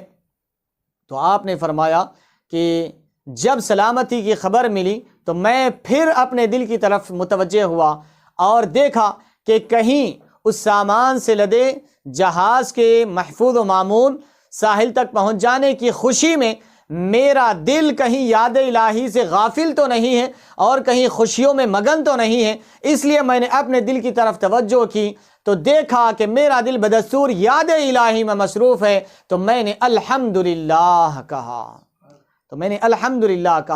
تو یہ ہے صوفیہ اکرام کا دل، جو اللہ تبارک و تعالیٰ کی محبت میں، اللہ تبارک و تعالیٰ کے ذکر و فکر میں مشغول و مصروف رہتا ہے، ہر آن ہر گھڑی، دن ہو رات ہو، اللہ کی محبت میں، اللہ کے ذکر میں مشغول رہتا ہے۔ اسی لیے اولیاء اکرام ایک ذکر فرماتے ہیں، دل سے ذکر کرتے ہیں جو ہمیشہ جاری و ساری رہتا ہے۔ اگر وہ بندے کا دل جاری ہو جائے اللہ کے ذکر سے تو وہ اگر سو بھی رہا ہے تو اس کا دل کا ذکر چلتے رہتا ہے۔ تو اسی لیے اولیاء اکرام کی صحبت بہت اہم ہے، اولیاء اکرام کی صحبت میں بیٹھنا چاہیے، ان کے قدموں میں بیٹھنا چاہیے۔ الغرض حاضرین اکرام، تو یہ پیران پیر غوث اعظم دستگیر رضی اللہ تعالیٰ عنہ کی زندگی کا ایک واقعہ ہم نے ولی کی تعریف میں شامل کیا ہے، اور اولیاء اکرام کے پھر الگ الگ مدارج اور مراتب ہیں۔ اللہ تبارک و تعالیٰ ان نفوس قدسیہ کو، ان اولیاء اکرام کو، ان پاکیزہ ہستیوں کو بلند و بالا مقام عطا فرماتا ہے، جیسے کہ طبرانی اور امام احمد بن حنبل رحمۃ اللہ علیہ نے، امام مالک رحمۃ اللہ علیہ نے، ائمہ حدیث نے یہ حدیث شریف نقل فرمائی ہے۔ اللہ تبارک و تعالیٰ ارشاد فرماتا ہے وجبت محبتی للمتحابین فیہ، میری محبت واجب ہو گئی ان لوگوں کے حق میں جو آپس میں میری وجہ سے میری خاطر محبت کرتے ہیں، والمتجالسین فیہ، اور ان لوگوں کے بارے میں میری محبت واجب ہو گئی ہے، میں ان پر اپنی محبت کو لازم کرتا ہوں جو میری خاطر آپس میں ایک دوسرے کے ساتھ بیٹھتے ہیں، اور والمتزاورین فیہ، اور جو میری محبت کی خاطر آپس میں ایک دوسرے سے ملاقات کرتے ہیں، ان کے حق میں میری محبت واجب ہو گئی، والمتبادلین فی، اور جو میری محبت کی خاطر ایک دوسرے پر خرچ کرتے ہیں ان لوگوں پر میری محبت واجب ہو گئی ہے۔ پھر اس کے بعد اولیاء اکرام کی یہ وہ قسمیں تھیں جن میں، پھر اولیاء اکرام کی دو قسمیں ہیں، ایک وہ ہے جو طالب ہے اور ایک وہ ہے جو مطلوب ہے۔ ایک طالب ہے، ایک مطلوب ہے۔ ایک وہ ہے جو رب کو چاہتے ہیں، ایک وہ ہے جو رب کو چاہتے ہیں، اور کچھ وہ ہے اولیاء اکرام جن کو رب چاہتا ہے۔ کچھ اولیاء اکرام وہ ہے جن کو رب چاہتا ہے۔ اس قسم کی احادیث مبارکہ حضور پاک صلی اللہ علیہ وسلم نے ارشاد فرمایا، مسلم شریف میں حدیث مبارک موجود ہے، حضرت ابو ہریرہ رضی اللہ تعالیٰ عنہ راوی ہے، فرماتے ہیں قال قال رسول اللہ صلی اللہ علیہ وسلم ان اللہ اذا احب عبدا دعا جبریل علیہ السلام فقال انی احب فلانا فاحبه قال فيحبه جبريل ثم ينادي في السماء فيقول ان الله يحب فلانا فاحبه فيحبه اهل السماء ثم يوضع له القبول في الارض واذا ابغض عبدا دعا جبريل فيقول اني ابغض فلانا فابغضه فقال فيبغضه جبريل ثم ينادي في اهل السماء ان الله يبغض فلانا فابغضوه قال فيبغضونه ثم يوضع له البغضاء في الارض۔ اللہ اکبر۔ حضرت ابو ہریرہ رضی اللہ تعالیٰ عنہ راوی ہے، حضور پاک صلی اللہ علیہ وسلم ارشاد فرماتے ہیں کہ رب ذوالجلال جب کسی بندے سے محبت کرتا ہے، جب کسی بندے سے محبت کرتا ہے تو جبرائیل علیہ السلام کو بلاتا ہے، جبرائیل ادھر آؤ، جبرائیل ادھر آؤ۔ وقال، حضور فرماتے ہیں کہ جب جبرائیل امین علیہ السلام اللہ کی بارگاہ میں آتے ہیں تو رب ذوالجلال ان سے فرماتا ہے انی احب فلانا، اے جبرائیل میں فلاں بندے سے محبت کرتا ہوں، تم بھی اس بندے سے محبت کرو۔ میں فلاں بندے سے محبت کر رہا ہوں، تم بھی ان سے محبت کرو۔ ثم فیحبہ جبریل، پھر جبرائیل علیہ السلام بھی اس بندے سے محبت کرنے لگ جاتے ہیں۔ ثم ینادی فی السماء، پھر آسمانوں میں ندا دے دی جاتی ہے کہ اے اہل آسمان، اے آسمان والو، فلاں بندے سے رب ذوالجلال محبت کرتا ہے، اور جبرائیل امین علیہ السلام فرماتے ہیں میں بھی محبت کرتا ہوں، اے اہل آسمان تم بھی اس بندے سے محبت کرو۔ فیقول، پھر فرماتے ہیں ان اللہ یحب فلانا فاحبہ، اور پھر اعلان فرماتے ہیں جبرائیل علیہ السلام کہ اے لوگو، اے اہل آسمان، اللہ تعالیٰ فلاں بندے سے محبت کرتا ہے، تم بھی اس سے محبت کرتے ہو، تو سارے آسمان والے اس بندے سے محبت کرنے لگ جاتے ہیں۔ ثم یوضع له القبول فی الارض، پھر اس بندے کے لیے زمین میں مقبولیت رکھ دی جاتی ہے، اس بندے کی محبت زمین والوں کے دلوں میں ڈال دی جاتی ہے۔ وَإِذَا أَبْغَضَ عَبْدًا، جب اللہ تعالیٰ کسی بندے کو ناپسند کرتا ہے تو جبرائیل امین علیہ السلام کو بلاتا ہے اور فرماتے ہیں جبرائیل میں فلاں کو ناپسند کرتا ہوں، تم بھی اسے ناپسند کرو۔ پھر یہ اعلان کر دیا جاتا ہے آسمان والوں میں کہ یہ بندے کو اللہ تعالیٰ ناپسند کرتا ہے، تم بھی اس کو ناپسند کرو۔ پھر اس کی ناپسندیدگی کو، اس کی کراہیت کو دنیا میں رکھ دیا جاتا ہے، دنیا والوں کے دلوں میں رکھ دیا جاتا ہے کہ یہ بندہ ناپسندیدہ ہے۔ تو الغرض یہ حدیث مبارک وہ ہے، یہ اولیاء اکرام کی شان و عظمت ہے کہ جن سے اللہ تعالیٰ محبت کرتا ہے، جن کو اللہ تعالیٰ محبت کرتا ہے، جن کو چن لیتا ہے۔ اب ذرا اس کو دیکھ لیجئے، جب اللہ تعالیٰ محبت کرتا ہے تو خود بھی محبت کرتا ہے، جبرائیل امین سے بھی محبت کرتا ہے اور کراتا ہے، اور آسمان والوں سے بھی محبت کراتا ہے، اور پھر اس کے بعد زمین والوں سے بھی محبت کراتا ہے۔ اس کی ایک مثال حضرت بشر حافی رحمۃ اللہ علیہ کا واقعہ لے لیجئے۔ بشر حافی رحمۃ اللہ علیہ کے زمانے کے ایک بزرگ ہیں، وہ جب اپنے مقام پر پہنچے تو انہوں نے انا للہ و انا الیہ راجعون پڑھا، انا للہ و انا الیہ راجعون پڑھا، اور فرمایا اپنے خادم سے جاؤ بشر حافی کا حال معلوم کر آؤ۔ تو وہ گئے اور جا کر معلوم کیا تو واقعی بشر حافی رحمۃ اللہ علیہ اس دنیا سے رخصت فرما چکے تھے۔ جب خادم نے آ کر خبر دی کہ بشر حافی رحمۃ اللہ علیہ کا انتقال ہو چکا ہے تو خادم نے پوچھا حضرت آپ نے تو پہلے ہی انا للہ و انا الیہ راجعون پڑھ لیا تھا، کیا وجہ، کیا سبب ہے؟ تو آپ نے فرمایا کہ میں ہر روز انہی گلی کوچوں سے آیا کرتا ہوں، لیکن میں نے آج دیکھا ہے کہ اس گلی میں، اس راستے پر آج میں نے جانور کو دیکھا ہے کہ وہ اس راستے میں گندگی اور غلاظت کر رکھا ہے، تو میں سمجھ گیا کہ آج بشر حافظ دنیا سے رخصت کر چکے ہیں۔ کیوں؟ اس لیے کہ جب تک بشر حافظ زمین پر چلتے تھے پھرتے تھے، اللہ تعالیٰ نے ان کی محبت کو جانوروں کے بھی دل میں ڈال دیا تھا کہ میرا بشر حافظ بغیر چپل کے بغیر جوتے کے چلتا ہے زمین پر، کہیں تم گندگی کر نہ رکھنا کہ کہیں میرے بشر حافظ کے قدم نہ پڑ جائے۔ اس لیے بشر حافظ کے احترام میں یہ جانور بھی گندگی نہیں کیا کرتے تھے۔ میں جب گندگی دیکھا تو یہ سمجھ گیا کہ آج بشر حافظ دنیا سے چلے گئے ہیں۔ تو اس حدیث مبارک کا یہ مصداق ہے کہ اولیاء کرام کی محبت اللہ تبارک و تعالی انسانوں میں ہی نہیں بلکہ جانوروں میں بھی ڈال دیتا ہے، کیونکہ فَيُوضَعُ لَهُ الْأَرْض فَيُوضَعُ لَهُ الْقَبُولُ فِي الْأَرْضِ فرمایا حضور پاک صلی اللہ علیہ وسلم نے، اس بندے کی مقبولیت کو اہل زمین میں رکھ دیتا ہے اللہ تعالیٰ، سارے انسانوں ہی نہیں بلکہ جانوروں میں بھی اللہ تعالیٰ اس بندے کی محبت کو ڈال دیتا ہے۔ اب ذرا اس سے تھوڑا اندازہ کر لیجئے، تھوڑا غور کر لیجئے اس حدیث مبارک پر، ان الفاظ پر۔ وہ کتنے خوش نصیب جانور ہیں جن کے دلوں میں اولیاء کرام کی محبت ہے، اور وہ کتنے بد نصیب لوگ ہیں جو اولیاء کرام کا نام سن کر چڑھتے ہیں، اولیاء کرام کا تذکرہ سننے کو ناپسند کرتے ہیں۔ تو یہ ان کے دلوں کی گندگی بتا رہی ہے، جبکہ رب ذوالجلال خود ان اولیاء کرام کی محبت کو انسانوں میں اور جانوروں میں ڈال رہا ہے، جبکہ رب ذوالجلال خود ان اولیاء کرام کی محبت کو زمین والوں میں ڈال دے رہا ہے، حتیٰ کہ جانوروں میں بھی ان کی محبت کو ڈال دے رہا ہے۔ تو وہ انسان ذرا اپنے دل پر غور کر لے کہ اس کا دل اتنا کیسا گندا ہے کہ وہ اولیاء کرام کی محبت جانوروں کے دل میں تو جا رہی ہے، لیکن اس کا دل کتنا گندا ہے، اس کے دل میں محبت نہیں جا رہی۔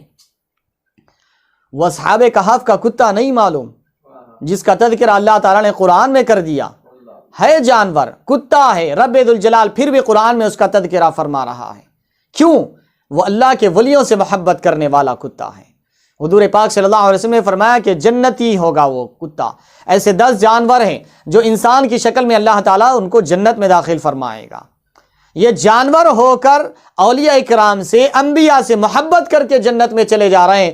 کل بروز محشر اگر کوئی اولیاء کرام کا، انبیاء کرام کی تعظیم و تکریم کا منکر، اولیاء کرام کی محبت اور ان کے تذکرے کرنے سے سننے سے منکر کو کل اگر یہ جانور پلٹ کر دیکھ کر کہے ارے تو انسان تھا، ان اولیاء کرام سے محبت نہیں کر کے ان سے دشمنی کر کے جہنم میں جا رہا ہے، دیکھ ہم ہیں جانور رہ کے بھی ان سے محبت کر کے جنت میں جا رہے ہیں۔ تو وہ وقت آنے والا ہے، اس سے پہلے ہی اپنے دلوں کو سنبھال لو، اس سے پہلے ہی اپنے دلوں کو کھنگال لو، اس سے پہلے اپنے دلوں میں اولیاء اکرام کی محبت کو بھر لو، اس سے پہلے اپنے دلوں کو صاف کرو تاکہ اللہ تعالیٰ تمہارے دلوں میں بھی ہمارے دلوں میں بھی اللہ کے ولیوں کی محبت کو جاگزی فرما دے۔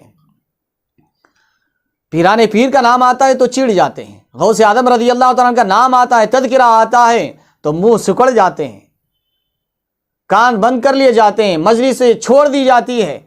اللہ اکبر، کدھر جا رہے ہیں؟ یہاں پر سرکار فرما رہے ہیں، حدیث مبارک ہے، تفسیر قرآن ہے، جہاں پر جس میں اولیاء اکرام کی شان، عظمت، رفعت اللہ بیان کر رہا ہے، رسول بیان کر رہے ہیں۔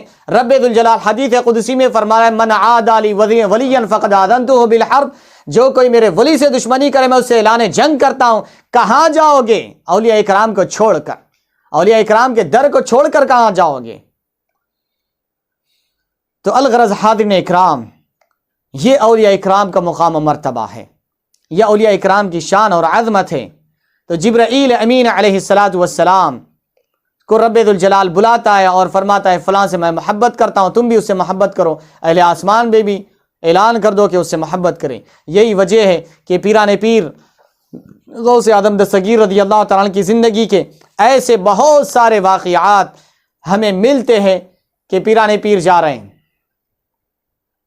یہ ہاتف غیبی آ رہی ہیں، ہاتف غیبی آ رہی ہیں، حضرت جبرائیل علیہ السلام اعلان کر رہے ہیں کہ ہٹ جاؤ، راستہ دے دو، اللہ کا ولی آ رہا ہے، راستہ دے دو، اللہ کا ولی آ رہا ہے۔ سارے لوگ راستہ دے دیتے ہیں، پیران پیر آ رہے ہیں، پیران پیر آ رہے ہیں، غوث اعظم دستگیر رضی اللہ تعالیٰ عنہ، شیخ عبد القادر محی الدین جیلانی آ رہے ہیں۔ تو رب ذوالجلال اپنے فرشتوں میں اعلان کر دیتا ہے، اپنے فرشتوں میں ان کی محبتوں کو ڈال دیتا ہے۔ تو الغرض حاضرین اکرام، ایسے پیران پیر کی زندگی کے بہت سارے واقعات اور کرامتیں ہم اکثر و بیشتر سنتے ہیں تقاریر وغیرہ میں، اس لیے میں وہ کرامتیں اور وہ واقعات سنا کر اور زائد اضافہ وقت لینا نہیں چاہتا، کیونکہ ممکن ہے ابھی وقت کافی ہو چکا ہے، لیکن پھر بھی پیران پیر کے کچھ تعلیمات، کیونکہ ہمارے حافظ و قاری مولانا فیروز نقشبندی صاحب نے ذکر کیا تھا پیران پیر کی حیات اور تعلیمات، آپ کے تعلیمات کے حوالے سے بھی کچھ چیزیں شامل کر کے میں اپنی بات تمام کرتا ہوں۔ تو یہ اولیاء اکرام کی شان اور عظمت قرآن و حدیث کی روشنی میں ہم نے سنا ہے، کہ پھر ہم نے یہ سنا ہے کہ کچھ وہ ہیں جو اللہ سے محبت کرتے ہیں، اور کچھ وہ ہے اللہ جن سے محبت کرتا ہے۔ اور پھر اولیاء اکرام میں پیران پیر غوث اعظم دستگیر رضی اللہ تعالیٰ عنہ کا مقام و مرتبہ تو کیا کہنا، کہ آپ تو اولیاء اکرام کے سردار ہیں، جس کے بارے میں یہ آپ کا ارشاد قدمی ہادی علی کل رقبتی ولی اللہ، کہ میرا قدم ہر ولی کی گردن پر ہے۔ تو یہ آپ کا ارشاد ہے، یہ آپ کے سردار اولیاء ہونے کی علامت ہے۔ کوئی بھی ولی اس وقت تک ولی کامل ولی نہیں بن سکتا جب تک کہ پیران پیر کا اس کو صدقہ نہ مل جائے، پیران پیر کی نظر و عنایت جب تک حاصل نہ ہو وہ ولی نہیں بن سکتا۔ جو پیران پیر غوث اعظم دستگیر رضی اللہ تعالی عنہ سے عداوت رکھتا ہے یا دشمنی رکھتا ہے یا ان سے محبت نہیں رکھتا، وہ قیامت تک ولی بن ہی نہیں سکتا ہے۔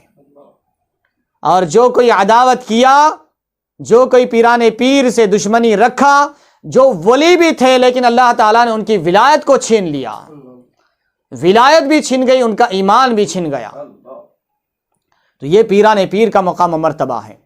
تو پیران پیر غوث اعظم دستگیر رضی اللہ تعالیٰ عنہ کی تعلیمات کچھ ملاحظہ فرما لیں، بات کی اختتام کی طرف ہم آ رہے ہیں۔ پیران پیر غوث اعظم دستگیر رضی اللہ تعالیٰ عنہ نے فرمایا کہ کوئی بھی جانشین کے لیے یہ روا نہیں ہے، یہ اس کے لیے جائز نہیں ہے کہ تا وقتے کہ اس میں 10 خصلتیں جب تک اس کے اندر نہیں آ جاتی، وہ اس بات کا مستحق نہیں ہے کہ وہ جانشین بنے، وہ پیر و مرشد بن کر بیٹھے، اس وقت تک وہ حقدار نہیں ہے کہ جب تک کہ وہ اس کے اندر 10 صفات نہیں آ جاتے۔ یہ 10 صفات پیران پیر غوث اعظم دستگیر رضی اللہ تعالیٰ عنہ فرماتے ہیں۔ حضرت شیخ نے فرمایا یہ قلائد الجواہر ہے، یہ پیران پیر غوث اعظم دستگیر رضی اللہ تعالیٰ عنہ کی حیات مبارکہ پر لکھی گئی کتاب، یہ قلائد الجواہر ہے۔ خصائص ولایت کے عنوان سے فرماتے ہیں، حضرت شیخ نے فرمایا کہ کسی بھی شیخ کے لیے جائز نہیں ہے کہ وہ مسند ولایت کا سجادہ نشین نہ ہو۔ کب تک؟ تا وقتے کہ اس میں مندرج ذیل 12 خصائل موجود نہ ہوں۔ جب تک کہ اس کے اندر 12 خصلتیں نہیں آ جاتی، اس وقت تک یہ مسند میں بیٹھنے کا اپنے آپ کو قابل نہ سمجھے، وہ ولایت کے درجے کو نہیں پا سکتا، وہ جانشین کسی ولی کا نہیں ہو سکتا۔ ارشاد فرمایا، ایک پہلی خصلت کیا ہے؟ اللہ تبارک و تعالیٰ کی 2 خصلتیں ہونا اس کے اندر۔ دوسرا، حضور پاک صلی اللہ علیہ وسلم کی 2 خصلتیں ہونا، حضور پاک صلی اللہ علیہ وسلم کی 2 خصلتیں ہونا، اور 2 خصلتیں ابو بکر صدیق رضی اللہ عنہ کی ہونا، اور 2 خصلتیں عمر فاروق رضی اللہ عنہ کی ہونا، اور 2 خصلتیں عثمان غنی رضی اللہ تعالیٰ عنہ کی ہونا، اور 2 خصلتیں مولا علی رضی اللہ تعالیٰ عنہ کی ہونا۔ ہر ایک کی 2 خصلتیں، چاروں خلفائے راشدین کی 2 8، حضور پاک صلی اللہ علیہ وسلم کی 2 10، اور اللہ تعالیٰ کی 2 12 خصلتیں جب تک کہ اس بندے میں نہیں آ جاتے، وہ کسی ولی کا جانشین یا مسند نشین اپنے آپ کو نہ سمجھیں، اس قابل نہ سمجھیں، کیونکہ یہ پیران پیر کا ارشاد ہے، یہ میرا اور آپ کا نہیں ہے۔ پیران پیر خود فرما رہے ہیں کہ تا وقت کہ کوئی شیخ نہیں ہوتا اس وقت تک جب تک کہ اس کے اندر یہ 10 صفات نہیں پائے جاتے۔ اب رہا یہ خصلتیں ہیں کیا، یہ عادتیں ہیں کیا، یہ اوصاف حمیدہ ہے کیا، اس کی تشریح فرماتے ہیں اللہ تعالیٰ کی 2 خصلتیں کیا ہے؟ ایک ہے ستار اور ایک ہے دوسری غفار۔ یہ 2 خصلتیں اس بندے میں جب تک نہیں آ جاتے، وہ مسند خلافت یا مسند نشین ہونے کا قابل نہیں ہے۔ ستار اور غفار کا مطلب یہ ہے کہ وہ اپنے ہو یا پرائے، ہر ایک کے عیبوں پر پردہ ڈالے، ہر ایک کے عیب، اس کی خامیاں اچھال لیتے نہ پھرے۔ جو کوئی پیر و مرشد اپنوں کے یا پرایوں کے یا اپنے غیر کے یا اپنے مخالف کے عیوبات گناتے پھرتا ہے، ان کی کمزوریوں کو اچھالتے پھرتا ہے، ان کی کمزوریوں کو، ان کی برائیوں کو بیان کر لیتے پھرتا ہے، تو یہ صفت ستاریت سے وہ معدوم ہے، وہ محروم ہے، وہ مسند کا مستحق نہیں ہے۔ تو ستار اور غفار ہونا، اللہ کی دو صفتیں، ایک ستار ہونا، ایک غفار ہونا، تو وہ عیبوں پر پردہ ڈالنا یہ اللہ کی صفت ہے۔ رب ذوالجلال قیامت کے روز بندے مومن سے فرمائے گا کہ اے بندے مومن، دنیا میں تیرے عیبوں پر پردہ ڈالا تھا، جا آج بھی تیرے گناہوں پر پردہ ڈالتا ہوں، جا آج تجھے بخش دیا ہے۔ یہ ہے رب ذوالجلال کی صفت ستار۔ تو جب تک کہ اس پیر و مرشد کے اندر، اس مسند نشین ہونے والے کے اندر جب تک کہ یہ صفت نہ آئے، وہ چاہے اپنے مریدین ہو یا دوسرے کے مریدین ہو، چاہے آپ کا مرید ہو یا نہ ہو، چاہے آپ کا موافق ہو یا مخالف ہو، چاہے آپ کا چاہنے والا ہو چاہے آپ کا دشمن ہو، اس کے عیبوں پر پردہ ڈالنا یہ آپ کے مسند نشین ہونے کے لیے لازم ہے، ضروری ہے۔ یہ پیران پیر کا ارشاد ہے۔ پھر غفار ہونا، بخش دینا، معاف کر دینا، یہ صفت غفاریت ہے اللہ تعالیٰ کی۔ رب ذوالجلال حضور پاک صلی اللہ علیہ وسلم فرماتے ہیں، اگر اس دنیا کی کچھ ذرا سی بھی اہمیت ہوتی اللہ کے پاس، تو یہ کفار و مشرکین کو اللہ تعالیٰ ایک گھونٹ پانی بھی پینے نہیں دیتا۔ اللہ تعالیٰ اگر دنیا کی کوئی اہمیت ہوتی اللہ کے پاس، تو یہ کفار و مشرکین کو ایک گھونٹ پانی بھی پینے نہیں دیتا۔ یہ اللہ کا کھا رہے ہیں، اللہ کا پی رہے ہیں، اللہ کی زمین پر رہ رہے ہیں، پھر بھی اللہ تعالیٰ ان کو معاف کر رہا ہے، پھر بھی ان کو جینے دے رہا ہے، پھر بھی ان کو پانی دے رہا ہے، کھانا دے رہا ہے، روزی دے رہا ہے، زمین پر رہنے دے رہا ہے، ہر چیز کی سہولت ان کو دے رہا ہے۔ تو یہ صفت غفاریت، اپنوں کو بھی معاف کرے، غیروں کو بھی معاف کرے، دوستوں کو بھی معاف کرے، دشمنوں کو بھی معاف کرے۔ تو یہ اللہ کی دو خصلتیں جب تک نہ آئے، وہ اپنے آپ کو مسند کا مستحق نہ سمجھے۔ اگر سمجھتا ہے تو یہ غفلت ہے، یہ جہالت ہے۔ پھر اس کے بعد حضور اکرم صلی اللہ علیہ وسلم کی دو صفتیں کیا ہے؟ شفیق اور رفیق ہونا، ہر ایک کے ساتھ محبت کا سلوک کرنا، ہر ایک کے ساتھ نرمی کا سلوک کرنا، شفقت کے ساتھ، مہربانی کے ساتھ پیش آنا، ہر ایک کے ساتھ نرمی کے ساتھ پیش آنا۔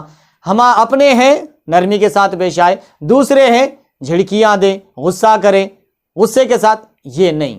حضور پاک صلی اللہ علیہ وسلم اپنوں کے ساتھ بھی محبت کے ساتھ، شفقت کے ساتھ پیش آیا ہے، اغیار کے ساتھ بھی محبت اور شفقت کے ساتھ پیش آیا ہے۔ تو یہ دو صفات حضور کے اس مسند نشین میں آنا چاہیے۔ حضرت صدیق اکبر رضی اللہ تعالیٰ عنہ کے دو صفات، صادق اور متصدق، یعنی سچ بولنے والے ہونا اور سچائی کی تصدیق کرنے والے ہونا، سچائی کی تصدیق کرنے والے ہونا۔ سچ بولنے والے تو ہیں اور سچائی کی تصدیق بھی کرنا۔ سچ ہم بول رہے ہیں لیکن سامنے والا سچ بول رہا ہے تو اس کو ہضم نہیں کر سک رہے ہیں، اس کے خلاف بولنے لگ جا رہے ہیں۔ سچ اگر کوئی بول رہا ہے تو اس کی بات کی بھی تصدیق کرو۔ یہ دو صفتیں ہونا ہیں۔ سچ تو بولتے ہیں لیکن سچ کی بعض دفعہ تصدیق نہیں کرتے، اس کو ٹھکرا دیتے ہیں، اس کو ریجیکٹ کر دیتے ہیں اپنے مفادات کی خاطر۔ تو یہ صفت اگر نہیں آتی ہے تو پھر وہ مسند کے مستحق نہیں ہے۔ پھر اس کے بعد حضرت عمر رضی اللہ تعالیٰ کی طرح اوامر و نواہی کی پابندی کرانا، خود تو کرنا یقیناً یہ تو ہمارا اخلاقی، دینی، ایمانی فریضہ ہے، لیکن ہم اگر کسی ولایت کے، کسی ولی کے مسند نشین ہے، سجادہ نشین ہے، خلیفہ ہے، تو پیران پیر فرما رہے ہیں کہ اس میں عمر فاروق رضی اللہ عنہ کی دو صفتیں ہونا، ایک اوامر کی پابندی کرانا، دوسرا نواہی سے روکنا۔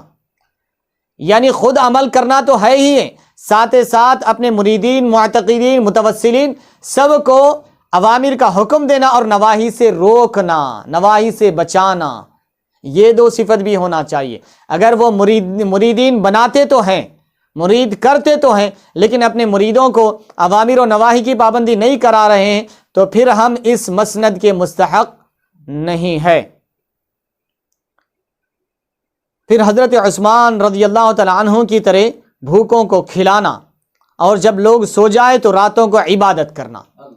پھر اس کے اندر جو مسند نشین ہے اس کے اندر یہ دو صفات بھی آنا چاہیے، عثمان غنی رضی اللہ تعالیٰ عنہ کے بھوکوں کو کھلانا اور جب لوگ سو جائے راتوں کو عبادت کرنا۔ تو الغرض بھوکوں کو کھلانا، لیکن آج کل معذرت کے ساتھ، پہلے ہمارے بزرگان دین، ہمارے بڑے حضرات فرماتے ہیں اور کتابوں میں لکھا بھی ہے کہ بزرگان دین کے پاس خانقاہوں میں پہلے لنگر چلا کرتا تھا، جہاں پر ضرورت مند، غریب، مسافر ہر کوئی آتا اور مستفید ہوتا تھا، کھاتا تھا۔ لیکن آج یہ نظم ختم ہوتا جا رہا ہے، آج ہماری بارگاہوں سے یہ نظم ختم ہوتے جا رہا ہے۔ اور دوسری صفت فرما رہے ہیں جب لوگ سو جائیں تو رات کو عبادت کرنا۔ اللہ اکبر، یہ بڑا کٹھن مسئلہ ہے۔ جب لوگ سو جائیں تو جانشین کے لیے لازم ہے کہ وہ رات کو اللہ سے راز و نیاز کی بات کرے، اللہ کی بارگاہ میں عبادت، ریاضت، مجاہدات کرے، اللہ سے لو لگائے۔ دن بھر وہ عوام کی رہبری اور رہنمائی کرے اور رات میں اللہ سے لو لگائے، اللہ کی عبادت میں مصروف ہو۔ اور اگر کوئی رات اپنی صرف بیکار مشغلوں میں یا دیگر مصروفیات میں اگر صرف کر رہے ہیں تو پھر یقین جانیں پیران پیر کی جو 10-12 جو نصیحتیں ہیں، جو مسند نشین ہونے کے لیے، سجادہ نشین ہونے کے لیے جو خصائص پیران پیر نے گنائے ہیں، تو وہ ہم میں اگر نہیں پائے جا رہے ہیں تو ہم پیران پیر کا نام تو لیوا ہے، لیکن ہم پیران پیر کی تعلیمات سے کوسوں میل دور پائے جا رہے ہیں۔ پھر اس کے بعد فرماتے ہیں حضرت علی رضی اللہ تعالی عنہ کے بھی دو اوصاف ہونا، ایک عالم ہونا، باب علم ہے، آپ باب علم ہے، جس کسی کو علم ہونا ہے تو علی، حضور پاک صلی اللہ علیہ وسلم نے فرمایا انا مدینۃ العلم وعلی بابھا، میں علم کا شہر ہوں اور علی اس کے دروازہ ہے۔ تو مولا کائنات کے دو صفت ہونا، سب سے پہلا اس کے لیے لازم ہے کہ وہ عالم ہو، وہ عالم ہو، اور دوسری صفت اس میں لازم ہے کہ وہ شجاع ہو، بہادر ہو، بزدل نہ ہو، وہ بزدل نہ ہو، بہادر ہو، شجاع ہو۔ اور پہلی صفت یہ مولا کائنات کی وہ عالم ہو، وہ جاہل نہ ہو، وہ بغیر پڑھے لکھے نہ شریعت کے مسائل سے واقفیت ہے، نہ طہارت، وضو، نماز کے مسائل سے واقفیت ہے، طریقت کے بڑے بڑے مسائل، بڑے بڑے باتیں کرتے ہیں، اللہ اکبر، جبکہ بنیادی مسائل سے واقفیت نہیں ہے۔ اور ابھی میں یہی کتاب تلاوت کر رہا تھا، یہ کتاب پڑھ رہا تھا کہ کہیں پر یہ پڑھنے میں آیا کہ جب تک کہ شرعی علوم کا جو علم نہیں رکھتا ہے وہ پیر طریقت ہرگز نہیں ہو سکتا، جب تک کہ علوم شرعیہ سے واقف نہ ہو وہ پیر طریقت ہرگز نہیں ہو سکتا۔ وہ کوئی جاہل تو ہو سکتا ہے لیکن کوئی پیر نہیں ہو سکتا، فرمایا گیا۔ تو آئیے اس کے بعد حضرت شیخ پیران پیر رحمۃ اللہ علیہ، اس کو ذرا اشعار بھی سن لیجئے۔ اب میں اختتام کی طرف آ رہا ہوں، بات طویل ہوتے جا رہی ہے، لیکن کیونکہ مجھ سے یہ کہا گیا تھا کہ کچھ تعلیمات کے اوپر بھی ذکر کریں، تو اس لیے پیران پیر کے جو تعلیمات تھے اس کو شامل کرنا مناسب اور ضروری سمجھا۔ پیران پیر اس کے بعد فرماتے ہیں اذا لم یکن فی الشیخ خمس فوائد فهو دجال یقود الی الجہل، یہی پڑھ رہا تھا میں، یہی شعر۔ تو فرماتے ہیں اذا لم یکن فی الشیخ خمس فوائد فهو دجال یقود الی الجہل، جب کسی شیخ میں، جب کسی پیر و مرشد میں 5 خصائل، 5 صفات نہیں پائے جاتے ہیں تو وہ دجال ہے، وہ کذاب ہے، وہ دجال ہے، وہ قوم کو جہالت کے گڑھے میں لے جا رہا ہے، وہ قوم کو جہالت کے گڑھے میں لے جا رہا ہے۔ علیم باحکام الشریعۃ ظاہرا ویبحث عن علم الحقیقت عن اصلی، اللہ اکبر۔ پھر اس کے بعد فرماتے ہیں دوسرا یہ کہ وہ احکام شرعیت کو، علوم ظاہریہ کو جاننے والا ہو، علوم ظاہریہ کو جاننے والا ہو، علوم ظاہریہ سے، شرعی علوم سے واقف ہو، شرعی علوم سے واقف ہو۔ وَيَبْحَثُ عَنْ عِلْمِ الْحَقِيقَةِ عَنْ أَصْلِ، پھر اس کے بعد علوم شرعیت سے واقف ہونے کے بعد حقیقت کے علم کی تلاش میں نکلے۔ وہ شرعی اور علوم ظاہری کے بغیر حقیقت علم میں چلے جاتے ہیں، یہ سب سے بڑی غلطی ہے۔ جبکہ یہ بنیاد ہے، فاؤنڈیشن ہے۔ پیران پیر فرما رہے ہیں کہ وہ جاہل ہیں، وہ دجال ہے جو علوم شرعیہ کو جانے بغیر علوم طریقت کی بڑی بڑی باتیں کرتے نظر آتے ہیں۔ وَيَظْهَرُ لِلْوَارِدِ بِالْبِشْرِ وَالْقِرَى وَيَخْضَعُ لِلْمِسْكِينِ بِالْقَوْلِ وَالْفِعْلِ، اور جو ان کے پاس آنے والے ہیں ان کے ساتھ حسن سلوک، خندہ پیشانی کے ساتھ پیش آئے، اور ان کی ضیافت کرے، ان کی مہمان نوازی کرے، ان کو کھلائے پلائے۔ یہ شیخ کے 5 خصائل فرما رہے ہیں جو ضروری ہیں، اگر وہ 5 خصائل اس میں نہیں پائے جاتے تو وہ دجال قوم کو جہالت کے گڑھے میں لے جا رہا ہے، فرما رہے ہیں۔ یہ قلائد الجواہر ہے، میں کوئی اپنی طرف سے نہیں کہہ رہا۔ تو فرما رہے ہیں وَيَظْهَرُ لِلْوَارِدِ بِالْبِشْرِ وَالْقِرَى، اور وہ آنے والوں کے ساتھ خندہ پیشانی کے ساتھ پیش آئے اور ان کی ضیافت کرے، ان کو کھلائے پلائے، ان کی مہمان نوازی کریں۔ وَيَخْضَعُ لِلْمِسْكِينِ بِالْقَوْلِ وَالْفِعْلِ، اور مساکین کے ساتھ قول و فعل میں، اپنے اقوال و افعال میں ان کے ساتھ خشوع و خضوع اختیار کریں، اور ان کے ساتھ عاجزی و انکساری کا رویہ اختیار کریں، ان کے اوپر اپنا رعب داب نہ جھاڑے، ان کے اوپر اپنا رعب داب نہ جمائے غریبوں اور مسکینوں کے اوپر، بلکہ ان کے ساتھ عاجزی و انکساری کے ساتھ پیش آئے۔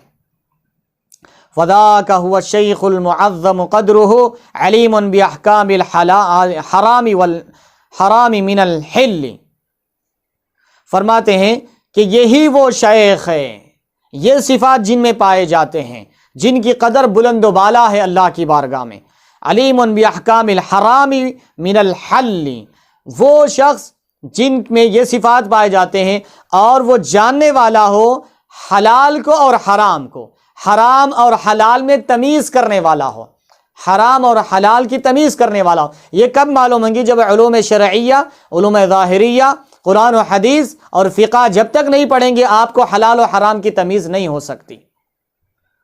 تو ہم علوم ظاہریہ پڑھنا تو چھوڑ دیے ہیں، ہمیں اس سے کوئی دور دور کا واسطہ بھی نہیں ہے، مگر ہم اپنے اسلاف کو ذرا دیکھیں، ہمارے اسلاف بھی تھے، وہ جب تک کہ جلالین صحیح پڑھنے نہیں آتا اس وقت تک مرید نہیں کرتے تھے۔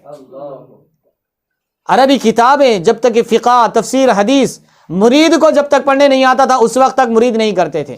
آج حال یہ ہے کہ خلیفہ اور جانشین کو جلالین پڑھنے نہیں آتا ہے۔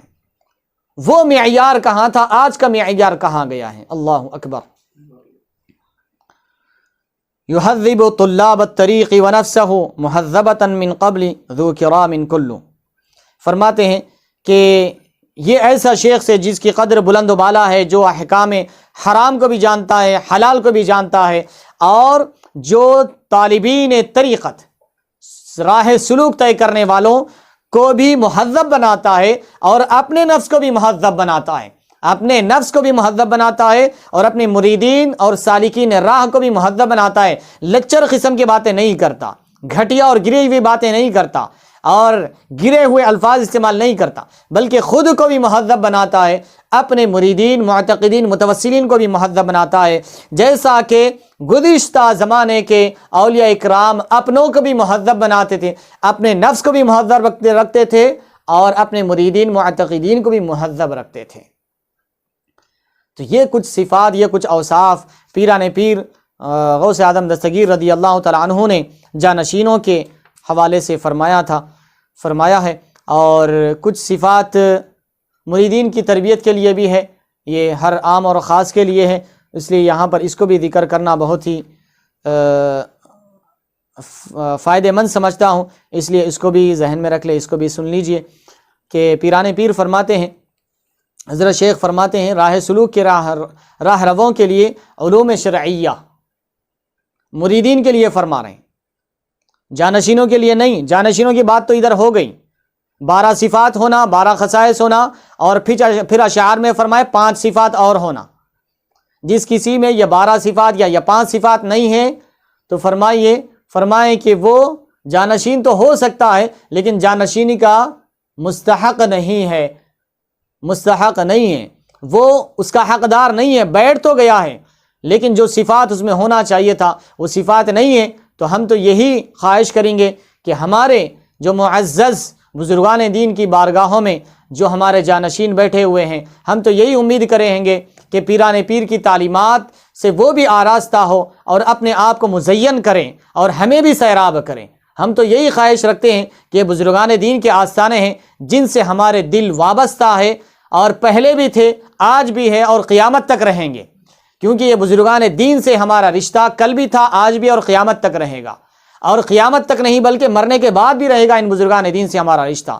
لیکن کچھ غلط حرکتوں کی وجہ سے، کچھ تعلیم کی دوری کی وجہ سے آج یہ کچھ ایسے حالات پیدا ہو گئے ہیں کہ جو وہاں پر مسند نشین ہیں وہ اس قابل نہیں ہے کہ وہ اپنے بزرگوں کے منصب کو صحیح ڈھنگ سے چلا سکے اور قوم کی رہبری اور رہنمائی کر سکے، جس کی وجہ سے ایسے حالات پیدا ہو رہے ہیں۔ اگر وہ اپنا منصب صحیح طور پر سنبھالے تو آج ہمیں لب کشائی کرنے کی ضرورت نہیں پڑتی تھی۔ الامان والحفیظ۔ تو الغرض مریدین کی تربیت کے لیے بھی پیران پیر نے کچھ ارشاد فرمایا ہے، یہ ہر عام و خاص کے لیے ہے، اس کو بھی ملاحظہ فرما لے کہ پیران پیر فرماتے ہیں کہ سالکین طریقت کے لیے لازم ہے کہ علوم شرعیہ سے واقف ہو۔ شرعی علوم سے واقف ہونا مریدوں کے لیے فرما رہے کہ لازم ہے، ضروری ہے شرعی علوم سے، اور اصطلاح صوفیہ سے واقف ہونا بھی ضروری ہے، بہت ضروری ہے، صوفیہ کی اصطلاحات سے اور شرعی علوم سے، اور اس سے کسی وقت بھی غافل نہیں ہونا چاہیے۔ یہ پیران پیر مریدوں کے لیے فرما رہے ہیں کہ اب تو آپ اس سے اندازہ کر سکتے ہیں کہ جو مرشد ہیں، جو جانشین ہیں، ان کے لیے اور کیا اعلیٰ معیار ہونا چاہیے۔ مریدوں کے لیے ہے کہ وہ علوم شرعیہ سے بھی واقف ہو اور تصوف کے اصطلاحات سے بھی واقف ہو، اور یہ چیز سے غافل نہیں رہنا فرما رہے ہیں، یہ چیز سے کبھی بھی غافل نہ ہو۔ اس کے بعد فرما رہے ہیں کہ شیخ کے لیے ضروری ہے کہ مریدوں کے لیے اچھی تربیت کرے، ان کو صرف خدا کے لیے ان کی تربیت کریں، اپنے ذاتی مفاد کے لیے ان کی تربیت نہ کریں۔ یہ پیران پیر کے الفاظ ہیں، اس میں اپنی ذاتی غرض قطعاً شامل نہ ہو، مریدین کو اللہ کی خاطر ان کی تربیت کرے، ان کی رہنمائی کرے، ان کی رہبری کرے، ان کو گائیڈ کرے، ان کو راہ راست پر چلائے۔ اس کے بعد آخر میں یہ عرض کر دیتا ہوں کہ پیران پیر غوث اعظم دستگیر رضی اللہ تعالیٰ عنہ کی شان اور عظمت بہت بلند و بالا ہے۔ پیران پیر کی نسبت اتنی بلند و بالا ہے کہ پیران پیر غوث اعظم دستگیر رضی اللہ تعالیٰ عنہ کا تصرف یہ روحانی دنیا میں مشہور و معروف ہے۔ آج تک آپ کے تصرفات سے دنیا سیراب ہو رہی ہے، آپ کے فیضان سے آج بھی لوگ مالا مال ہو رہے ہیں۔ جو کوئی عقیدت اور محبت اور احترام کے ساتھ پیران پیر کا نام لیوا ہے، آپ سے عقیدت رکھتا ہے، تو آج بھی وہ آپ کے در سے فیض پا رہا ہے اور قیامت تک فیض پاتا رہے گا۔ پیران پیر غوث اعظم دستگیر رضی اللہ تعالیٰ عنہ فرماتے ہیں کہ میں اس وقت تک وعد و نصیحت نہیں کیا جب تک کہ مجھے حکم نہیں دیا گیا۔ اس کے بارے میں دو روایتیں ہیں، اختصار کے ساتھ عرض کر دوں کہ مجھے اللہ تعالیٰ نے مجھے ہاتف غیبی آئی کہ تم لوگوں کو وعد و نصیحت کرو، اور ایک واقعہ یہ ہے کہ آپ آرام فرما رہے تھے، حضور پاک صلی اللہ علیہ وسلم نے فرمایا اے عبد القادر تم لوگوں کو وعد و نصیحت کیوں نہیں کرتے؟ تو آپ نے فرمایا کہ یا رسول اللہ میں عجمی ہوں، عربوں پر کیسے میں وعد و نصیحت کروں، ان کی زبان فصیح ہے، میں کیسے کر سکتا ہوں؟ تو حضور پاک صلی اللہ علیہ وسلم نے آپ کو فرمایا کہ منہ کھولو۔ جب آپ نے منہ کھولا تو حضور پاک صلی اللہ علیہ وسلم نے 7 دفعہ اپنا لعاب دہن آپ کے منہ میں رکھا۔ اس کے بعد آپ پر وہ وجدانی کیفیت طاری ہو گئی کہ آپ کی زبان فصیح اور بلیغ ہو گئی۔ اس کے بعد آپ فرماتے ہیں میں ظہر کی نماز ادا کیا، پھر اس کے بعد مجھ پر کچھ غنودگی طاری ہوئی اور مولا کائنات علی مرتضیٰ رضی اللہ تعالیٰ عنہ تشریف لائے، اور اس کے بعد فرمایا منہ کھولو۔ اس کے بعد مولا کائنات نے 6 دفعہ اپنا لعاب دہن پیران پیر غوث اعظم دستگیر رضی اللہ تعالیٰ عنہ کے منہ میں ڈالا۔ آپ نے پوچھا آپ نے 7 دفعہ کیوں نہیں ڈالا حضور پاک صلی اللہ علیہ وسلم کی طرح؟ تو مولا کائنات نے فرمایا میں ادب کو ملحوظ رکھتے ہوئے 6 دفعہ ڈالا ہوں، اس لیے 7 دفعہ نہیں ڈالا کہ حضور پاک صلی اللہ علیہ وسلم نے ڈالا ہے۔ اس کے بعد آپ فرماتے ہیں میں نے وعد و نصیحت کرنا شروع کر دیا، لوگوں کو وعد و نصیحت کرنا شروع کر دیا۔ ایک اور روایت ہے کہ میں وعد و نصیحت نہیں کر رہا تھا، میں لوگوں میں پھر جب ہاتف غیبی آئی حکم ہوا میں وعد و نصیحت کرنے کے لیے نکلا تھا، جب عوام میں آیا، جب شہر میں آیا تو دیکھا کہ لوگ اپنی اپنی زندگی میں مصروف ہے، پھر میں واپس آ گیا۔ پھر مجھے ہاتف غیبی آئی جاؤ تم تم سے بہت بڑا کام لینا ہے اور تم واعظ و نصیحت کرو، تم واعظ و نصیحت کرو۔ پھر اس کے بعد پیران پیر غوث اعظم دستگیر رضی اللہ عنہ فرماتے ہیں کہ میں نے جب اللہ تعالیٰ نے مجھے بار بار یہ حکم دیا واعظ و نصیحت کرنے کا، تو میں نے اللہ تبارک و تعالیٰ سے 70 چیزیں مانگی ہیں، 70 چیزوں کا عہد لیا ہو اللہ تبارک و تعالیٰ سے، 70 چیزوں کا اللہ تعالیٰ سے سوال کیا اور اللہ تعالیٰ نے مجھے 70 چیزیں عطا فرمائی ہے۔ تو فرمایا کہ وہ 70 چیزوں میں سے 1-2 چیزیں یہ بھی ہے کہ میرا کوئی مرید بغیر توبہ کے نہیں مرے گا۔ میں اللہ سے یہ وعدہ لیا ہوں کہ میرا کوئی بھی مرید اس وقت تک نہیں مرے گا جب تک کہ وہ توبہ نہ کر لے۔ تو پیران پیر کا مرید اس دنیا سے توبہ کے بغیر نہیں جاتا، اور آپ اس کو دنیا میں تو کیا آخرت میں بھی ذلیل اور رسوا ہونے نہیں دیں گے، آخرت میں بھی آپ بچا لیں گے اللہ تبارک و تعالیٰ کی رحمت سے، اللہ تبارک و تعالیٰ کے فضل و کرم سے۔ ایسے بہت سارے واقعات آپ کی کرامتوں میں ملتے ہیں۔ تو الغرض حاضرین اکرام، یہ پیران پیر غوث اعظم دستگیر رضی اللہ تعالیٰ عنہ کے کچھ حالات اور اولیاء اکرام کی کچھ شان و عظمت تھی، اور آپ کے کچھ احوال تھے اور آپ کے کچھ تعلیمات تھے، اور خاص طور پر ایک ذکر جو پیران پیر نے یہاں پر ذکر بھی فرمایا ہے، حضرت علی رضی اللہ تعالیٰ عنہ سے مروی ہے کہ حضرت علی رضی اللہ عنہ نے حضور پاک صلی اللہ علیہ وسلم سے پوچھا کہ میں ذکر کیسے کروں، اللہ کو کیسے یاد کروں؟ تو حضور پاک صلی اللہ علیہ وسلم نے فرمایا کہ میری طرح کرو۔ پھر حضور پاک صلی اللہ علیہ وسلم نے 3 دفعہ ذکر فرمایا۔ کیسے فرمایا؟ کہ لا الہ الا اللہ، 3 دفعہ حضور نے فرمایا۔ اس کے بعد حضرت علی رضی اللہ عنہ سے فرمایا کہ اس طرح کرو، اس طرح کرو۔ پھر حضرت علی رضی اللہ عنہ نے وہی دہرایا، لا الہ الا اللہ، لا الہ الا اللہ، لا الہ الا اللہ۔